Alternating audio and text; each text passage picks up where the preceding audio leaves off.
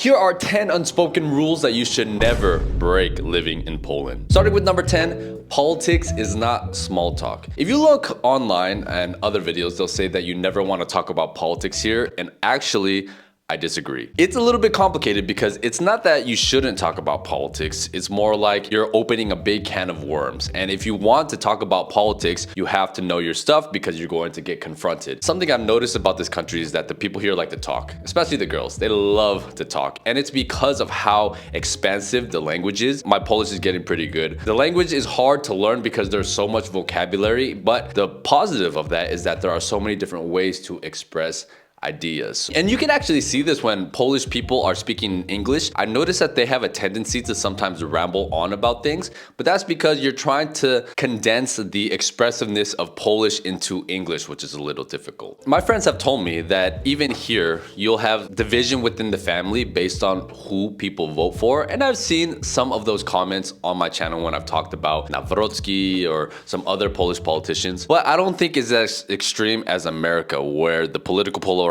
in my opinion, is probably the most intense. Number 9, time is quite serious here. Polish people, kind of like Germans, are quite punctual. I don't think they take time as seriously as maybe like the Scandinavians or the Germans. In general, people here do arrive on time. And if you don't arrive on time, it's seen as a like falta de respeto, a lack of respect. The culture here is about honor and staying true to your word and showing your values through your actions. Arriving on time is quite important, as opposed to some of the Latin countries or Arab countries or maybe black countries where time is a little bit more loose. So going back to the idea of staying true to your word, they have this phrase here called "Rusać słów na wiatr," which directly translates to throwing your words into the wind. But what the meaning is that you don't want to just throw your words into the wind or have them be meaningless. If you say you're gonna do something, do it. This is a big value that I've noticed the Slavs have and Asians have, because for us, we're a lot more about actions than words, as opposed to some other cultures, such as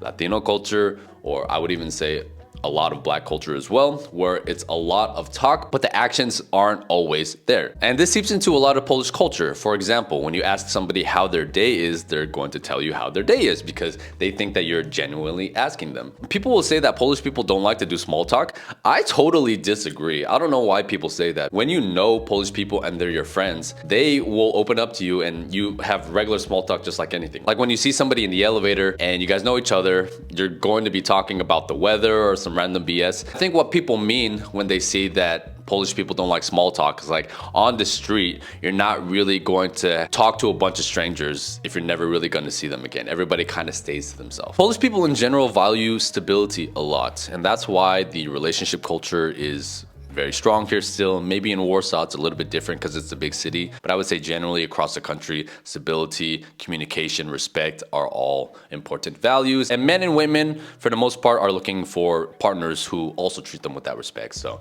you know, staying true to your word is a strong value, especially as a man, so make sure you do that. If you guys are thinking about moving to Poland, whether you are a Polish immigrant in another country or you're thinking about moving to Warsaw for whatever reason, I highly recommend setting up an free intro call here where we can talk about your situation. Rule number 7 is speaking dużo po polsku. And I kind of say this as a joke. I am in this position now where my Polish is good enough where I can have most conversations, but it's not good enough where I can understand everything. So I'm kind of stuck in this middle ground where people will look at me and they're like, oh, this guy speaks Polish. And then they'll talk a bunch and I'm just like, słucham?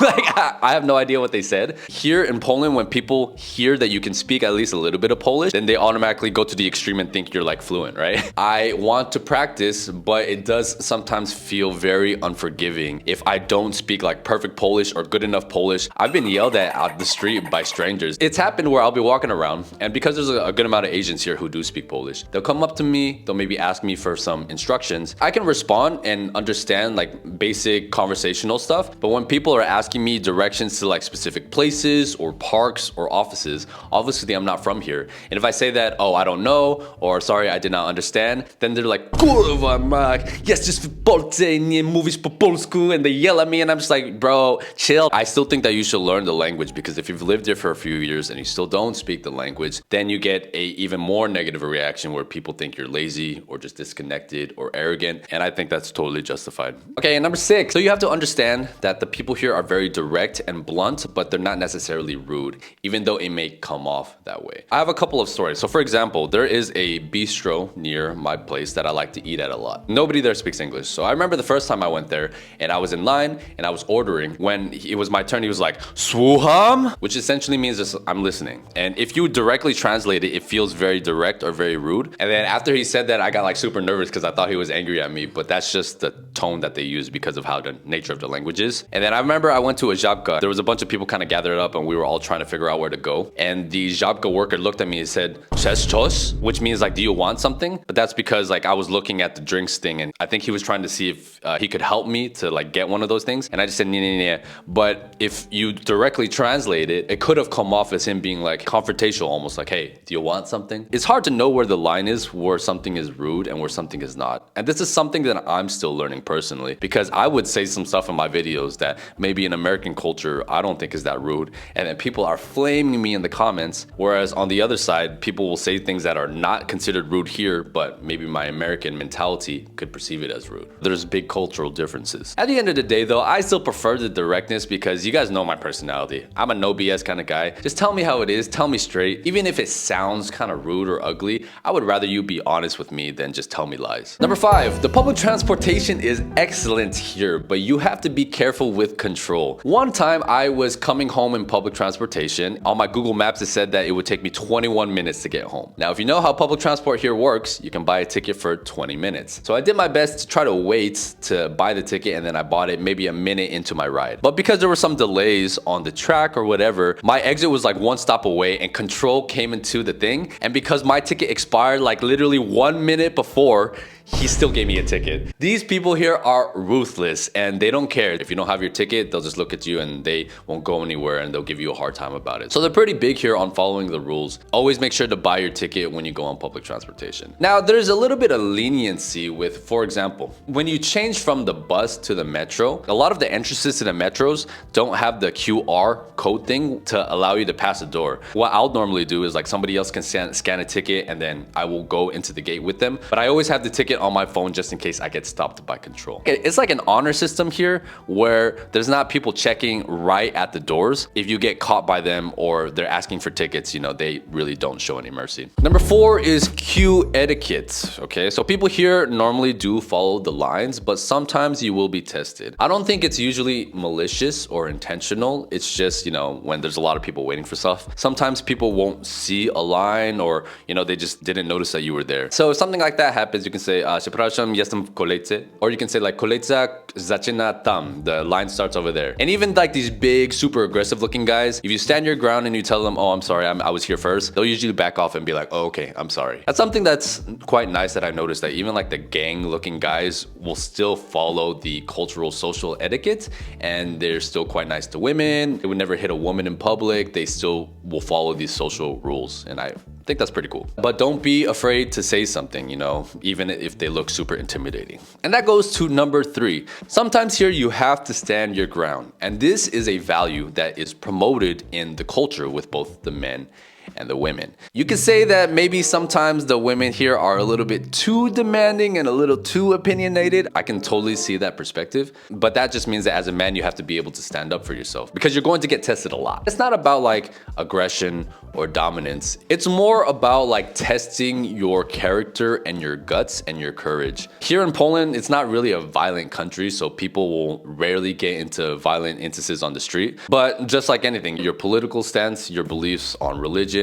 if you choose to open up that can of worms, you're going to be expected to defend yourself. And I think that's actually a good thing. Number 2 is understanding football culture. Football here, even though the teams are not the best, is quite intense. And this is very common in all of Europe. Now, if you go to one of these games and you're dressed in an opposite team's colors, or you're seen as an outsider, sometimes violent instances can happen and they'll beat you up. There's hooligan gangs here that are super intense and super aggressive. And I think it's because if you live in a culture that is not violent, this sense of aggression has to come out in one form or another. And I think that's why a lot of times it comes out in these football games, which is why people are super territorial, super angry, cursing at the other team, to the point where if you're an enemy team visiting, you have to get out of the stadium like 30 minutes after everybody leaves, so no violent instances happen. Like, that's how intense the football culture is here. So if you're a foreigner, for example, like me, they're not gonna really bother me because one, Asians are not really seen as aggressive, but also two, I think I get the benefit of doubt of being a foreigner. But if you're like a different white guy and you're walking in the wrong area and you're wearing a different team's jerseys and you don't respond correctly, you're probably gonna get checked. So just be aware of that. And number one, the pierogi here are sacred and never insult them. I'm a hypocrite in this because I'm gonna be open and say that the pierogi here is quite good. I actually like the sweet ones a lot with the sour cream, blueberry sour cream, some sugar. It's fantastic. However, I will stand by this. Chinese dumplings are still top tier and in my opinion, the best in the world. You can come at me for that. I know people in the comments are gonna be like, unfollow, unsubscribe, I hate you, Wes. Get out of my country. Polish people are very proud of their food. They're very proud of their heritage. Polish food is very good, especially compared to a lot of other European food. People say Italian food is really good. Super overrated. People say they like Spanish food. Pass. Polish food is very diverse, it's very tasty. Sometimes it can be a little bit heavy and fattening. It's funny, I've said multiple times on my channel that Asian dumplings are better and people keep coming for my throat, but I'm gonna stand on my beliefs. You can come at me, but everybody knows that Asian dumplings are the best. If you guys are thinking about moving to Poland, set up a free intro call here where we can talk about your situation, possible residency options, where to live, which city is best for you. All these things we can talk about in a meeting.